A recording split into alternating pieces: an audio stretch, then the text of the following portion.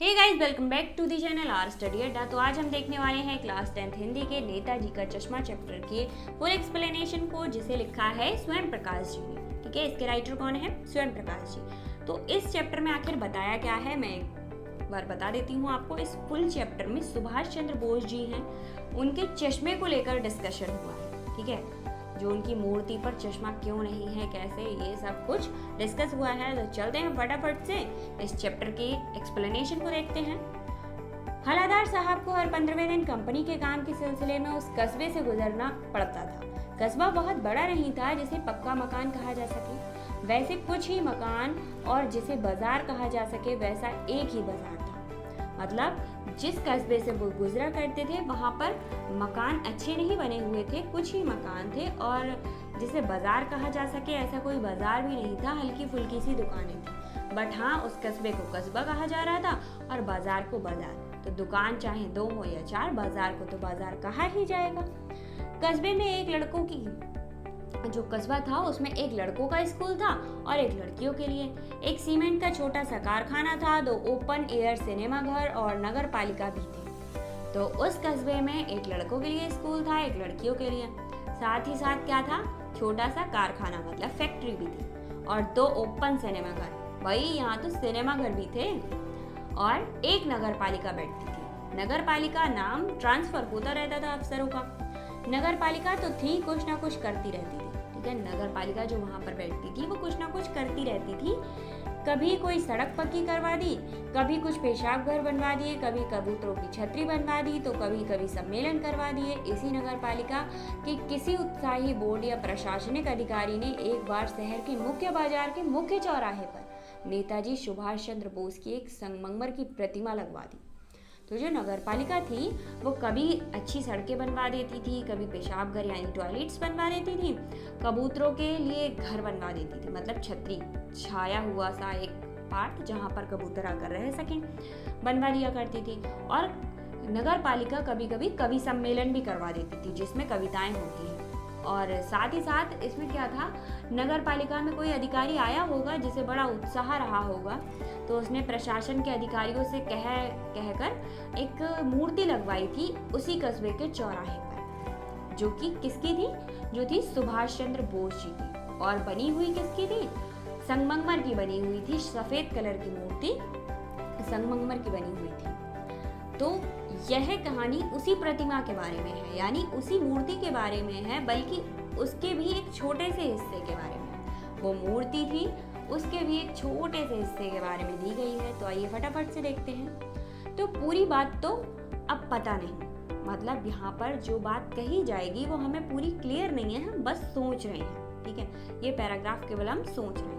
लेकिन लगता है किसी देश के अच्छे मूर्तिकारों की जानकारी नहीं होने और अच्छी मूर्ति की लागत अनुमान और उपलब्ध बजट से कहीं बहुत ज़्यादा होने के कारण काफ़ी समय ओह पोह और चिट्ठी पत्री में बर्बाद हुआ होगा, और बोर्ड की शासन अवधि समाप्त होने की घड़ियों में किसी स्थानीय कलाकार को ही अवसर देने का निर्णय किया गया होगा, और अंत में कस्बे के इकलौते हाई स्कूल के इकलौते ड्राइंग मास्टर, मान लीजिए मोतीलाल जी को ही यह काम सौंप दिया गया होगा, जो महीने भर में मूर्ति बनाकर पटक देने का विश्वास दिलाते हैं। तो यहाँ पर सोच रहे हैं कि इस मूर्ति को देखकर कुछ ऐसी फीलिंग आ रही थी कि इस मूर्ति को बनाने के लिए या तो लागत कम पड़ी है, ठीक है, या फिर बजट नहीं आया होगा। जब अधिकारियों से जो मूर्ति बनाने का परमिशन ली गई होगी तो उसमें इतना बजट नहीं दिया होगा उनने, या फिर चिट्ठी पत्री आने जाने में बहुत ज़्यादा टाइम लग गया होगा, या फिर ओहो पोहो, मतलब बहुत ज़्यादा समय बर्बाद हो चुका होगा, और लास्ट में इस मूर्ति को बनाने का समय ख़त्म होने ही वाला होगा। तो किसी अधिकारी ने इसे गांव के ही किसी मास्टर जी, मोतीलाल जी को मान लीजिए, जैसे उसी कस्बे में जो मोतीलाल जी पढ़ाते थे, उन्हें ये काम देकर ये मूर्ति बनवा ली होगी, जिन्होंने दावा किया होगा कि मैं 1 महीने में मूर्ति लाकर यहाँ पटक दूंगा। तो ये केवल इमेजिनेशन है। कौन सोच रहे हैं? हलादार साहब सोच रहे हैं। जैसा कि कहा जा चुका है, मूर्ति संगमरमर की थी। आप सबको पता है कि मूर्ति किसकी थी? संगमरमर की थी। टोपी की नोक से कोट के दूसरे बटन तक कोई 2 फुट ऊंची। तो कोट, जो टोपी की नोक थी उससे केवल कोट के बटन तक ही बनी हुई थी वो, और उसकी कुल ऊंचाई कितनी बता रहे हैं ये लोग? 2 फीट बता रहे हैं, जिसे कहते हैं बस्ट। और उस पार्ट को क्या कहते हैं हम लोग? बस्ट। मूर्ति सुंदर थी, नेताजी सुंदर लग रहे थे, कुछ मासूम और कम सीने फौजी वर्दी में मूर्ति को देखते ही दिल्ली चलो और तुम मुझे खून दो वगैरह याद आने लगते। इस दृष्टि से यह सफल और सराहनीय प्रयास था। केवल एक चीज की कसर थी जो देखते ही खटकती थी, नेताजी की आंखों पर चश्मा नहीं था। यानी चश्मा तो था लेकिन संगमरमर का नहीं था। एक सामान्य और सचमुच के चश्मे का चौड़ा काला फ्रेम मूर्ति को पहना दिया गया था। तो यहाँ पर जो मूर्ति थी उस मूर्ति पर चश्मा नहीं लगा था। तो जो मूर्ति काफी सुंदर थी, उसे देखते ही क्या था, नेताजी दिल्ली चलो आंदोलन और ये सब याद आने लगते थे। एक उत्साह सा दिल में भर जाता था नेताजी की मूर्ति को देखकर, क्योंकि वो फौजी वर्दी में बने हुए थे। तो ये सब चीजें तो अपनी जगह अलग थी, पर उनकी मूर्ति को देखकर एक खटकता था मन में कि उनकी मूर्ति पर एक कमी थी, चश्मा नहीं था। चश्मा था तो मतलब ओरिजिनल सचमुच का एक चश्मा लगा रखा था उन्होंने, संगमरमर का कोई चश्मा नहीं था। तो हलादार साहब जब पहली बार इस कस्बे से गुजरे और चौराहे पर पान खाने रुके, तभी उन्होंने इसे लक्षित किया। मतलब जब वो पहली बार इस कस्बे से गुजरे थे तभी उन्होंने हाईलाइट हो गया था उनके लिए कि ये क्या है। लक्षित मतलब हाईलाइट हो गया था उन्हें कि ये क्या है इस मूर्ति पर। तो और उनके चेहरे पर एक कौतुक भरी मुस्कान फैल गई। वाह भाई, यह आइडिया भी ठीक है, मूर्ति पत्थर की लेकिन चश्मा रियल। तो जैसे ही वो पान खाने के लिए उस जगह पर खड़े हुए, वहाँ से मूर्ति दिखाई देती थी, तो वो एक कौतुक भरी मुस्कान से हंसते हुए सोचते हैं कि हाँ ये काम ठीक है कि मूर्ति संगमरमर की है और चश्मा किसका है? ओरिजिनल का लगा रखा है। इसे चेंज भी किया जा सकता है, ये आइडिया तो अच्छा है। वैसे जीप कस्बा छोड़कर आगे बढ़ गई। तब भी हलादार साहब इस मूर्ति के बारे में ही सोचते रहे और अंत में निष्कर्ष पर पहुंचे कि कुल मिलाकर कस्बे के नागरिकों का यह प्रयास सराहनीय कहा जाना चाहिए। तो जो उनकी हलादार साहब की जीप थी वो आगे बढ़ चुकी थी, पर जो हलादार साहब के मन में यही विचार चल रहा था कि मूर्ति को लगाकर जो कस्बे के लोग हैं उन्होंने बहुत अच्छा काम किया है।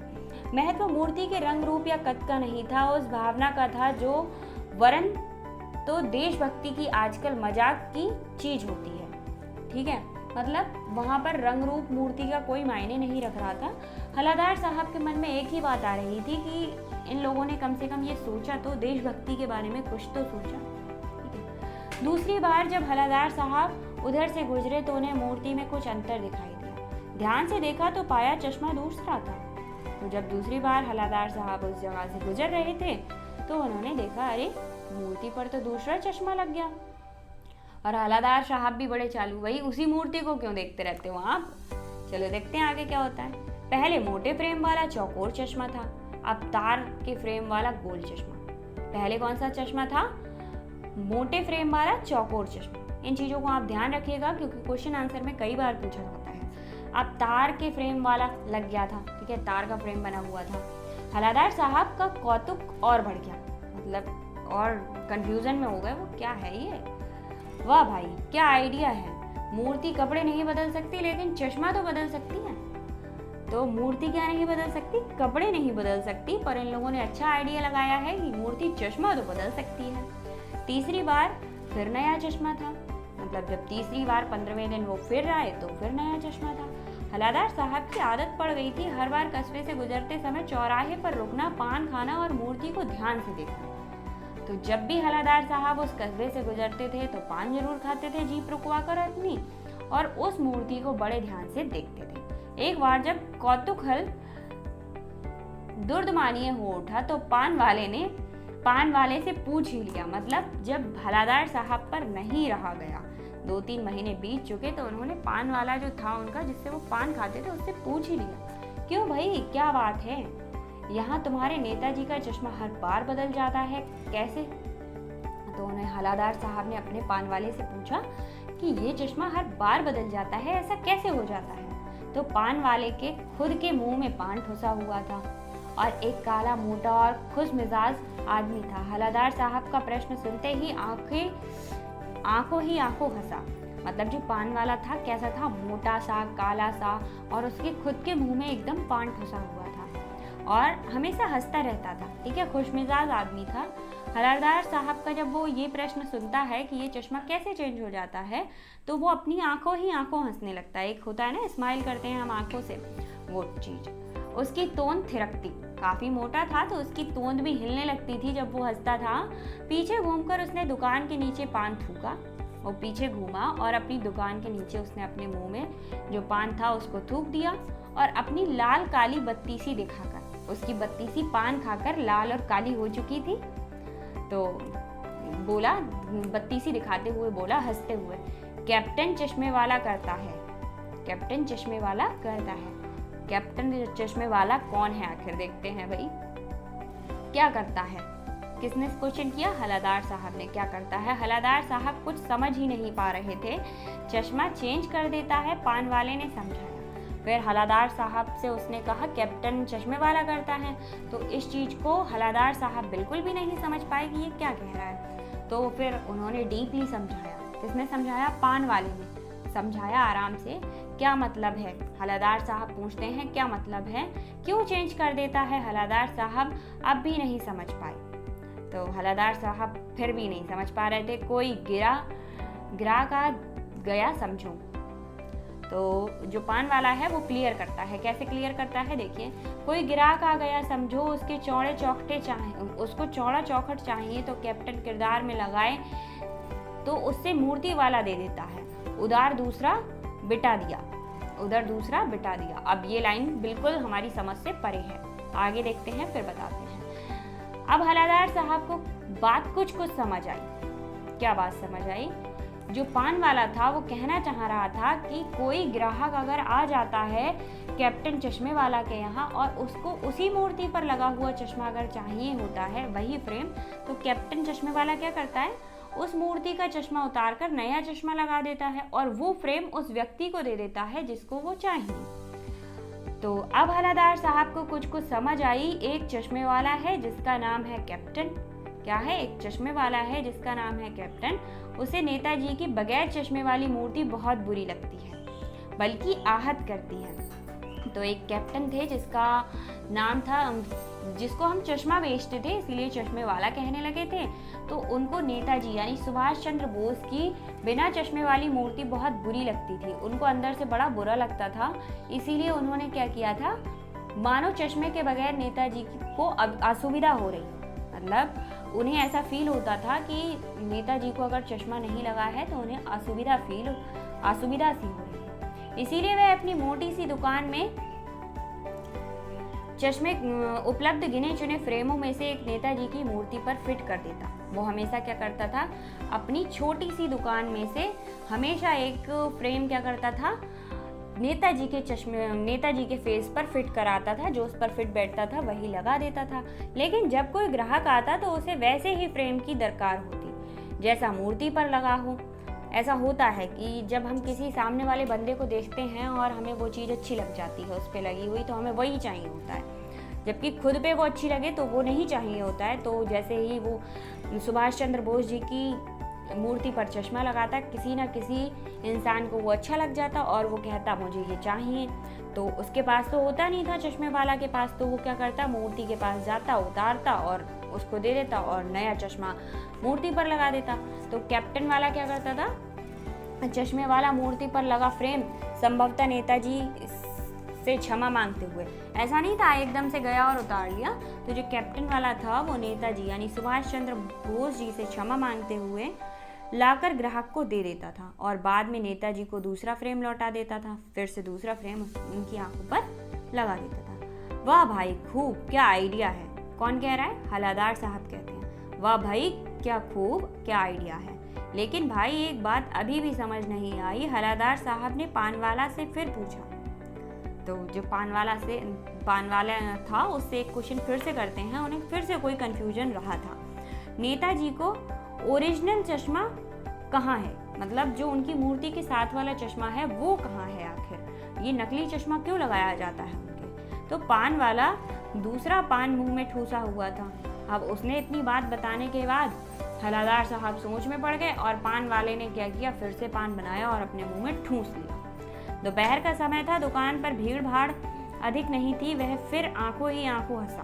जब उन्होंने ये क्वेश्चन पूछा कि भाई इसका ओरिजिनल चश्मा कहाँ है, तो पान वाला फिर से हंसा और आंखों ही आंखों हंसा तो उसकी थोंद फिर से थिरकी।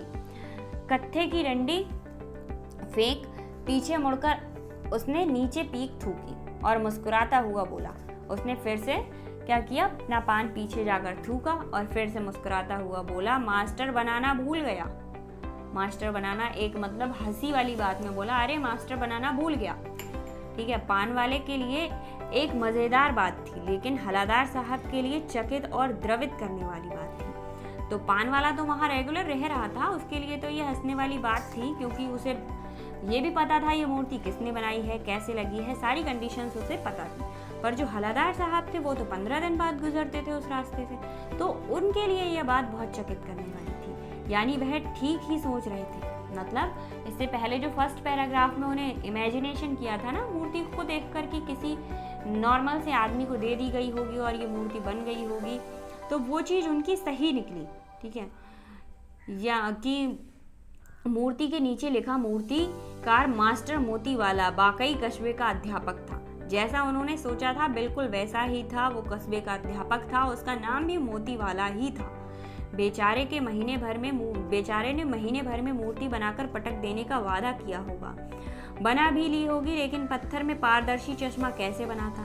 तो हलादार साहब ने फिर सोचा कि क्या जो सुभाष चंद्र बोस थे उनकी मूर्ति के आगे नीचे लिखा हुआ था कि मास्टर मोतीवाला, तो वो समझ गए कि हाँ मोतीवाला मास्टर ने इसको बनाया है। तो बेचारे ने 1 महीने में इसे बनाकर दिया था। ठीक है, फटाफट बनाकर इसे दिया था।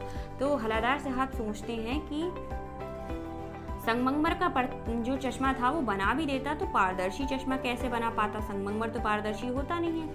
कांच वाला या फिर कांच वाला तय नहीं कर पाया होगा, या कोशिश की होगी तो असफल रहा होगा, या बनाते बनाते कुछ और बारीकियों के चक्कर में चश्मा टूट गया होगा, या पत्थर का चश्मा अलग से बनाकर फिट किया होगा, वह निकल गया होगा। तो उन्होंने बहुत सारे अपने मन में इमेजिनेशन कर लिए कि संगमरमर का बना नहीं होगा, कांच का टूट गया होगा, या फिर उसे बनाना नहीं आया होगा, या फिर अफोर्ड नहीं कर पाया होगा कि मतलब इतने पैसे नहीं। तो इतने सारे उन्होंने क्वेश्चन सोच लिए। हलादार साहब को यह सब कुछ बड़ा विचित्र और कौतुक भरा लग रहा था। इन्हीं ख्यालों में खोए खोए पान के पैसे चुकाकर चश्मे वाला के देशभक्ति के समक्ष नतमस्तक होते हुए वह जीप की तरफ चले। मतलब हलादार साहब को ये सब कुछ बहुत अजीब लग रहा था। ठीक है, अजीब था कि गांव के एक मास्टर ने ये मूर्ति बना दी है और चश्मे वाला इस पर चश्मा लगाते हैं, तो ये सब कुछ एक कौतुक भरा तो था। ठीक है, अजीब तो था।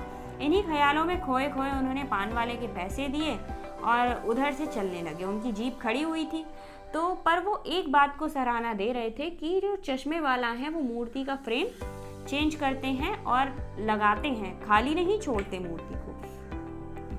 फिर रुके, जीप की तरफ जा ही रहे थे, फिर वो रुके, पीछे मुड़े और पानवाला के सामने जाकर पूछा, क्या कैप्टन चश्मे वाला नेताजी का साथी है? तो उन्होंने फिर से पानवाले से पूछा कि जो कैप्टन है, कैप्टन मतलब फौजी तो रहा होगा वो, तो उन्होंने पूछा क्या ये कैप्टन सुभाष चंद्र बोस जी का साथी रहा था?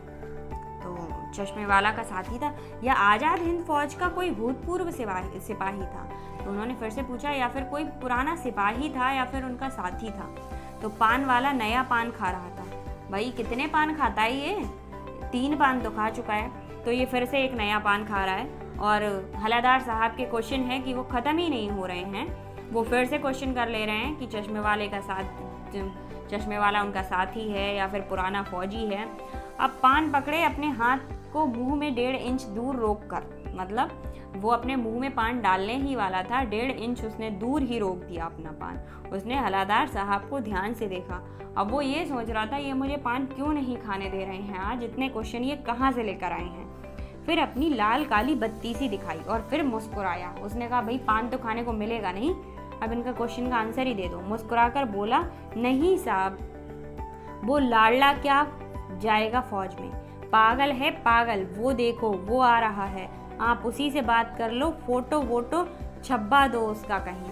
मतलब जब उसने चश्मे वाला कैप्टन के बारे में इतने सारे क्वेश्चंस कर लिए तो उन्होंने कहा भाई इसके कहीं फ़ोटो वोटो छपवा दीजिए आप, और ये जो है उसका नाम ही कैप्टन है, ये रियल का कैप्टन नहीं है। तो आप इसके बारे में इतने क्वेश्चन कर रहे हैं तो वो सामने आ रहा है, देख लीजिए और उससे बात कर लीजिए और कहीं इसका प्रचार कर दीजिए, अखबार में से छपवा दीजिए। और हलादार साहब को पान वाले द्वारा एक देशभक्त का इस तरह मजाक उड़ाया जाना अच्छा नहीं लगा। तो हालांकि जो कैप्टन वो था, चश्मे वाला कैप्टन, वो कैसा भी आदमी रहा हो, पर वो सुभाष चंद्र बोस जी की तो इज्जत ही कर रहा था और उनके लिए चश्मा भी लगा रहा था। तो हलादार साहब जो थे उनको ये बात बिल्कुल भी अच्छी नहीं लगी कि एक पान वाला उनकी मजाक उड़ा रहा था, उन्हें पागल कह रहा था, ठीक है, और जबकि वो इतना अच्छा काम कर रहे थे। तो मुड़कर देखा तो अबक रह गए। एक बेहद बूढ़ा मरियल सा लंगड़ा आदमी, सिर पर गंदी टोपी और आंखों पर काला चश्मा लगाए, एक हाथ में एक छोटी सी संदूक कची और दूसरे हाथ में एक बांस पर टंगे बहुत से चश्मे लिए अभी अभी एक गली से निकला था। तो जब उन्होंने पलट कर देखा, उसने कहा था ना पान वाले ने वो आ रहा है चश्मे वाला, तो उन्होंने जब पलट कर देखा तो एक बूढ़ा सा आदमी था जिसके सर पर बहुत गंदी सी टोपी लगी थी, उसके बांस में बहुत सारे चश्मे टंगे हुए थे, एक संदूक था मतलब हाथ में, और वो चला आ रहा था जो कि लंगड़ा था, ठीक है, काफी बूढ़ा था और क्या था, लंगड़ा था। तो वो ये देखकर बहुत अवक गए, मतलब चौंक गए। तो एक गली अब एक बंद दुकान के सहारे अपना बांस टिका रहा था। तो इस बेचारे की दुकान भी नहीं फेरी लगता है, मतलब इस बेचारे की जो दुकान है वो भी नहीं फ्री है। हलादार साहब चक्कर में पड़ गए, पूछना चाहते थे इसे कैप्टन क्यों कहते हैं, क्या यही इसका वास्तविक नाम है, लेकिन पान वाले ने साफ बता दिया था कि वह इस बारे में और नहीं बात करने को तैयार था, क्योंकि हलादार साहब ने पान वाले के कई बार पान थुकवा दिया था, मतलब निकालने पे मजबूर कर दिया था। तो पान वाले ने पहले ही मना कर दिया, मैं इसका कोई आंसर नहीं दूंगा, वो आ रहा है कैप्टन चश्मे वाला, आप उससे बात कर लो। और उधर हलादार साहब की जीप उनका इंतजार कर रही थी। तो अब उनके मन में क्या क्वेश्चन था, क्या ये वास्तविक में कैप्टन था या फिर यूं ही लोग इसे कहते हैं। तो अब पान वाला तो ये बात बताएगा नहीं, अब वो ये बात कहाँ से पता करें। तो इस बारे में और बात करने को तैयार नहीं था। ड्राइवर भी बेचैन हो रहा था, मतलब किसका ड्राइवर, हलादार साहब का ड्राइवर भी बेचैन हो रहा था। हलादार साहब जीप में बैठकर चले गए। अब वो चले गए, इतने क्वेश्चन करने के बाद वो चले गए। 2 साल तक हलादार साहब अपने काम के सिलसिले में उस कस्बे से गुजरते रहे और नेताजी की मूर्ति पर बदलते हुए चश्मों को भी देखते रहे। मतलब 2 साल तक ये कार्यक्रम चलता रहा कि हलादार साहब उस जगह से गुजरते और वो चश्मों को भी देखते कि मतलब उस मूर्ति पर कौन से चश्मे चेंज हुए हैं। और ये सिलसिला 2 साल तक चलता रहा और वो पान खाते रहे और उस मूर्ति को हमेशा आते तो देखते। कभी गोल चश्मा होता, कभी चौकोर, कभी लाल, कभी काला, कभी धूप का चश्मा, कभी बड़े कांच वाला गोंगो चश्मा, पर कोई ना कोई चश्मा होता ज़रूर था। इतनी वैरायटी के चश्मे लगा देते थे चश्मे वाला कि कभी काला, कभी धूप वाला, कभी बड़ा, कभी छोटा, ये सारे चश्मे वो लगाते। पर हाँ, नेताजी की आंखों पर चश्मा रहता था, ठीक है, कभी ऐसा नहीं हुआ कि चश्मा उतरा हो। उस धूल भरी यात्रा में हलादार साहब को कौतुक और प्रफुल्लता के कुछ क्षण देने के लिए फिर एक बार ऐसा हुआ कि मूर्ति के चेहरे पर कोई भी कैसा भी चश्मा नहीं था। अब हलादार साहब तो वैसे भी क्वेश्चंस की दुकान थे। अब 2 साल बाद उन्होंने एक बार ऐसा देखा कि जो सुभाष चंद्र बोस जी की मूर्ति है उस पर कोई चश्मा नहीं है। अब हलादार साहब के मन में फिर से बहुत सारे क्वेश्चंस और जवाब। अब वो वहीं रुके थे पान की दुकान के पास। तो उस दिन पान की दुकान भी बंद थी, चौराहे के अधिकांश दुकानें बंद थी, मतलब चौराहे पर जितनी भी दुकानें थी वो क्या थी, बंद थी। और पान की दुकान भी बंद थी, तो वो पान कहाँ से खाते और क्वेश्चन किससे करते। पान वाला तो दिख नहीं रहा था जो अपनी बत्ती सी दिखाकर उनको आंसर कर पाता। अगली बार भी मूर्ति की आंखों पर चश्मा नहीं था। हलादार साहब ने पान खाया और धीरे से पान वाले से पूछा, क्यों भाई, क्या बात है, आज तुम्हारे नेताजी की आंखों पर चश्मा नहीं है। तो वो उस टाइम तो चले गए जब सारी दुकानें बंद थी।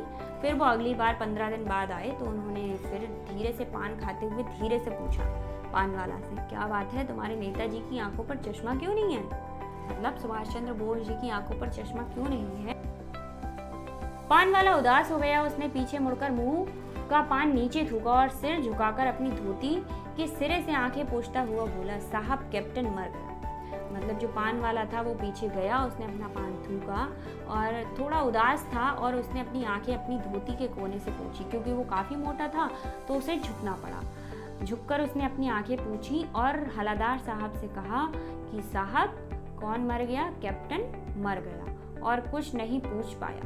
हलादार साहब कुछ पल चुप खड़े रहे, फिर पान के पैसे चुकाकर जीप में आ बैठे और रवाना हो गए। इतनी बात जैसे ही उन्होंने सुनी फिर वो चुप हो गए और उन्होंने पान के पैसे चुकाए और चुपचाप आकर अपनी जीप में बैठ गए, क्योंकि वहाँ उनका कोई रोल था नहीं। वो तो बस जाते थे, मूर्ति देखते थे और क्वेश्चन कर लिया करते थे। ना वहाँ कोई उन्हें ज़्यादा जान पहचान और मतलब गांव का आदमी होता है आस पड़ोस का तो उसे मतलब रहता है इन चीज़ों से, बट उन्हें तो केवल वो पूछते थे उस चीज़ को लेकर।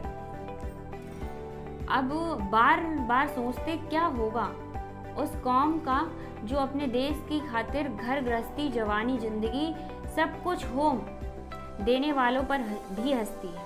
मतलब वो ये सोच रहे थे कि उस कौम का क्या होगा जो अपनी गृहस्थी वगैरह सब कुछ छोड़कर जाने वाले सिपाही पर भी हंसती है और अपने लिए बिकने के मौके ढूंढती है। दुखी हो गए 15 दिन बाद फिर उसी कस्बे से गुजरे। वो ये सोच रहे थे कि जो फौजी होते हैं वो सब कुछ अपने लिए छोड़कर जाते हैं, फिर भी लोग उन पर हंसते हैं। ऐसा क्या, ऐसे लोगों का क्या होगा? और जो खुद बिकने के लिए हमेशा रेडी रहते हैं उनका क्या होगा? फिर 15 दिन बाद वो उसी कस्बे से गुजरे। कस्बे में घुसने से पहले ही ख्याल आया कि क्या ख्याल आता है कि कस्बे की हृदय स्थली में सुभाष की प्रतिमा अवश्य ही प्रतिष्ठित होगी, लेकिन सुभाष की आंखों पर चश्मा नहीं होगा, क्योंकि मास्टर बनाना भूल गया था और कैप्टन मर गया था। तो जैसे ही वो कस्बे में घुसने ही वाले थे उनके मन में फिर से उसी मूर्ति का ख्याल आया और वो पहले से ही सोच कर बैठे थे कि हाँ इस पर चश्मा नहीं होगा, क्योंकि मास्टर जी थे जिनने मूर्ति बनाई थी वो बनाना भूल गए थे और जो कैप्टन वाला था चश्मे वाला कैप्टन वो मर गए थे। आज वहाँ रुकेंगे नहीं, पान भी नहीं खाएंगे, मूर्ति की तरफ देखेंगे भी नहीं, सीधे निकल जाएंगे। ड्राइवर ने कह दिया चौराहे पर रुकना नहीं, आज बहुत काम है, पान आगे कहीं खा लेंगे। तो इस सिचुएशन से बचने के लिए हलादार साहब ने क्या किया, उनने सोचा यहाँ आज रुकेंगे ही नहीं, ना पान खाएंगे, ना रुकेंगे, ना देखेंगे, ना अजीब लगेगा। ठीक है, अजीब का मतलब ना दुख होगा। तो उन्होंने ड्राइवर से कह दिया नहीं आज नहीं रुकेंगे, आज बहुत काम है, चलो चलो आगे चलो और कहीं और पान खा लेंगे। लेकिन आदत से मजबूर आंखें चौराहे आते ही मूर्ति की तरफ उठ गई। अब भाई जो आदत है वो तो रहती है ना, अब उन्हें तो सुभाष चंद्र बोस जी की मूर्ति में देखना ही था, उधर उठा के नज़र देखना ही था और पान वाले की दुकान पर पान खाना ही था। तो वो क्या करते हैं, जैसे ही मूर्ति आती है उनकी नज़रें उठी जाती हैं और वो देख ही लेते हैं। कुछ ऐसा देखा कि चीखे रोको। किससे चीखे? जीप वाले से बोले कि रोको। जीप स्पीड में थी, ड्राइवर ने जोर से ब्रेक मारे, रास्ता चलते लोग देखने लगे। मतलब जीप स्पीड में जा रही थी क्योंकि उन्होंने पहले कह दिया था रुकना नहीं है, तो ड्राइवर ने अपनी स्पीड बढ़ा रखी थी। पर जो हलादार साहब थे उनकी नज़र किस पे गई? सुभाष चंद्र बोस जी की मूर्ति पर गई और अचानक से उन्होंने कुछ ऐसा देखा कि उन्होंने चौंक कर कहा रोको, और जीप को अचानक से रोकने के कारण अचानक से ब्रेक लगाए तो जो वहाँ चौराहे पर लोग खड़े थे वो उसे देखने लगे। रास्ता चलते लोगों ने देखने लगे। जीप रुकते ना रुकते हलादार साहब जीप से कूदकर तेज तेज कदमों से मूर्ति की तरफ लपके और उसे ठीक सामने जाकर अटेंशन में खड़े हो गए। तो जीप रुके ना रुके पर जो हलादार साहब थे वो उस जीप से कूद गए और कूदकर जल्दी बड़े बड़े कदमों से उस मूर्ति के सामने जाकर अटेंशन में जाकर खड़े हो गए, मतलब सावधान की अवस्था में जाकर खड़े हो गए। मूर्ति की आंखों पर सरकड़े से बना छोटा चश्मा रखा हुआ था, जैसे बच्चे बना लेते हैं। तो हलादार साहब भावुक हैं, इतनी सी बात है उनकी आंखें भर आई। तो केवल इतनी सी बात थी कि फिर किसी आदमी ने सरकड़े से बना हुआ, जैसे छोटे बच्चों के चश्मा नहीं लगा देते हैं, उसका बना हुआ चश्मा लगा दिया था। और इतनी बात को देखकर ही जो हलादार साहब थे वो एकदम भावुक हो गए थे, उनकी आंखें भर आई थी। और वो सैल्यूट इसलिए नहीं कर रहे थे कि सुभाष चंद्र जी को वो देखकर वो इसलिए भी कर रहे थे कि किसी ना किसी ने ये चश्मा लगाया तो होगा, किसी को तो फिक्र होगी कि चश्मा लगाया होगा, और वो भावुक हो गए। तो यही थी नेताजी का चश्मा, यानी सुभाष चंद्र बोस जी का चश्मा, जो कि बदलता रहा, आता रहा। आखिर को कुछ महीने वो बिना चश्मे के रहे और फिर से उन पर एक नया चश्मा लग गया और हलादार साहब इस सारी चीज़ों को नोटिस करते रहे। तो guys, thank you so much. मिलते हैं नेक्स्ट वीडियो में इसी चैप्टर की समरी के साथ।